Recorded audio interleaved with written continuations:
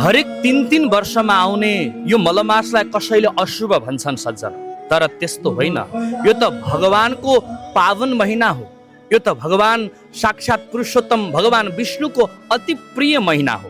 यो महिनामा विवाह, व्रतबन्ध, गृह प्रवेशका कामहरू गर्दैनौँ, यसलाई वर्जित गरिएको छ। तर यो महिनामा अधिकभन्दा अधिक भगवानको भजन गर्ने, अधिकभन्दा अधिक भगवानको सेवा गर्ने, भगवत सुमिरनमा डुबुल्की मार्ने, भगवानको नाम जप्ने गर्नुपर्दछ। यो महिनामा जसले भगवानको खूब नाम जप्छ नि, उसलाई सुख, शान्ति, समृद्धि छाउँछ। यो महिनामा हामीले अशुभ नबोल्ने, कसैको अहित नचिताउने, कसैको नराम्रो र कुभलो हुने काम नगर्ने र सकिन्छ गरिब दुखीहरूका निम्ति सेवा गर्ने, मन्दिर जाने, तीर्थ गर्ने, व्रत गर्ने अनि भगवानको भजन गर्ने र दान गर्ने। यो बेलामा गरियो भने अति पुण्य प्राप्त